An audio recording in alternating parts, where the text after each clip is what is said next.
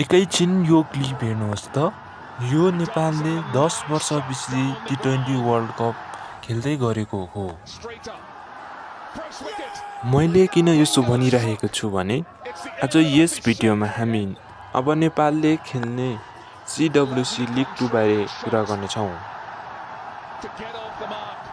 नमस्कार सबैजनालाई, दि एनालाइसिसमा स्वागत छ। यो भिडियो विशेष गरी नेपाली क्रिकेट फ्यानहरूको लागि विशेष रहेको छ। यो भिडियो दि एनालाइसिस च्यानल र तपाईहरू हेरिरहनु भएको सबैजनालाई पहिलो भिडियो रहेको छ। र अब हामी हाम्रो आजको विशेष भिडियोतर्फ लागौँ र आज हामी नेपाली क्रिकेटको अब आउने CWC लिग 2 बारे हामी कुरा गर्नेछौँ। सुरु हुनु लागेको CWC लिग 2 बारे चर्चा गर्नुभन्दा पहिले यस अघिल्लो वर्ष नेपालले खेलेका CWC लिग 2 बारे केही कुरा जानौँ हामी।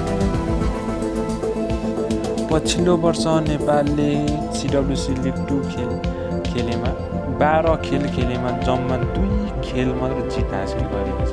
यो यसले पनि बताउँछ कि नेपालको CWC लिगमा निकै सङ्घर्ष गरिरहेको छ।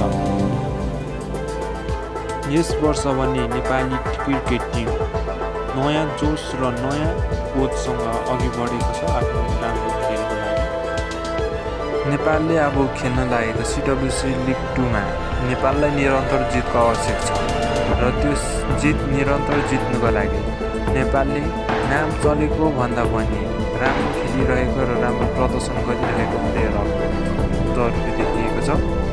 जस्तै दिपेन्द्र सिंह गैरी, कुशल भुटेल, सन्दीप लामिछाने, सोमपाल कामी जस्ता प्लेयरहरूको अत्यन्त जरुरी खाँचो देखिएको छ।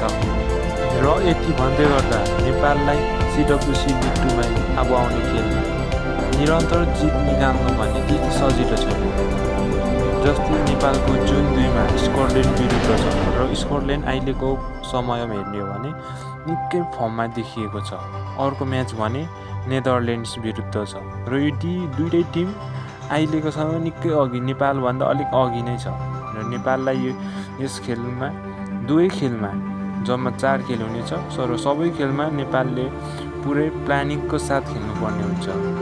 यस खेलहरूलाई त्यति सजिलै ल्याउन भन्ने सकिँदैन। नेपालको अहिलेको रिसेन्ट म्याचहरू हेर्ने हो भने नेपालको ब्याटिङ अर्डर भने निकै खराब देखिएको छ। स्पेसल्ली ओपनर यदि राम्रो गरिदियो भने ओपनर मात्र होइन, नेपालको पछिल्लो समयको खेल हेर्ने हो भने मिड अर्डर पनि निकै खराब प्रदर्शन भइरहेको छ र नेपालले यदि ब्याटिङ सुधार्ने हो भने नेपाललाई जितको लागि त्यति कठिनाइ भने पनि छैन। र यस खेलहरू हुँदै गर्दा अर्को इन्ट्रेस्टिङ कुरा भनेको CWC लिग 2 मा स्टुअर्ट लको नेतृत्वमा नेपालले कसरी प्रदर्शन गर्छ भन्ने कुरा हेर्नु निकै इन्ट्रेस्टिङ हुनेछ। भर्खरै आएको स्टुअर्ट लले कसरी नेपाली क्रिकेट टिमलाई अघि बढाउँछ भन्ने बारेमा निकै इन्ट्रेस्टिङ हुनेछ। के नेपालले स्टुअर्ट लको नेतृत्वमा राम्रो प्रदर्शन गर्दै अघि बढ्ला त? कमेन्टमा बताउनुहोस्। र आजलाई हस्त धन्यवाद भन्दै यस भिडियो यहीँ अन्त्य गर्न चाहन्छु र यस भिडियोलाई लाइक, सेयर र कमेन्ट गरिदिनु होला र च्यानल दि एनालाइसिसलाई सब्सक्राइब गरी साथ दिनु होला। धन्यवाद।